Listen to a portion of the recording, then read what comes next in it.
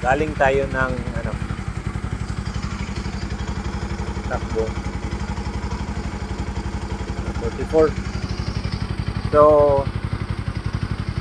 may isang carouser na nagbanggit regarding sa cooling system. So kapag naka 78 ka guys, mas mainit. O yan o. So if nadinig nyo, enable na ang fan. Yan. So bumababa ang minor up to 1.4.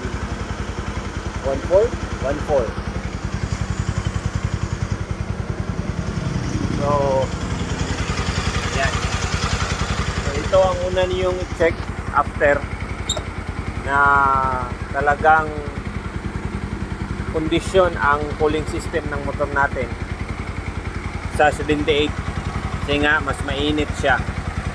And sa sitwasyon ko guys, kasi nga meron akong bagong head, hindi ko na ginalaw yung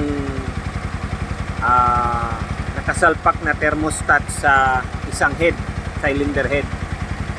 Bumili ako ng bagong thermostat talaga. Ayan, ayan, off na ang fan.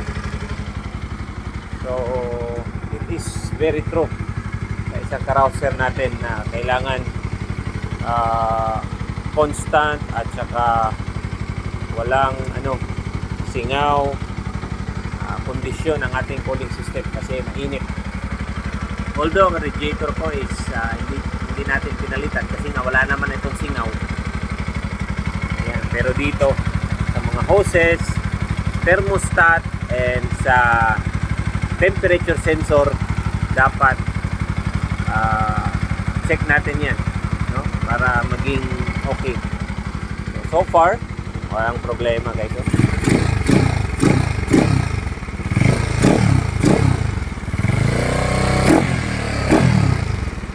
Yan. Okay. So 44 pa lang napatakbo natin. Okay. God bless sa mga naka 78.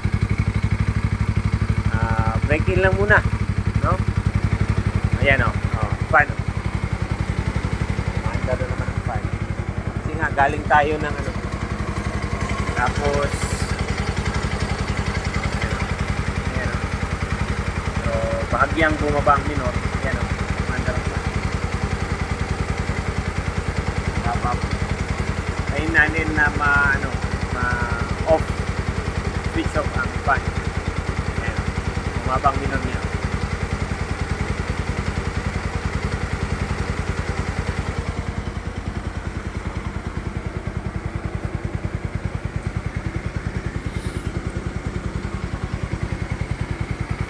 Ayan, muna papatayin, walang cut. Isang servoer natin Ayan.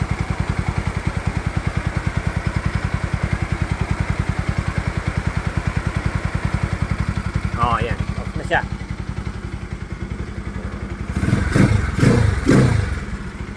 Okay.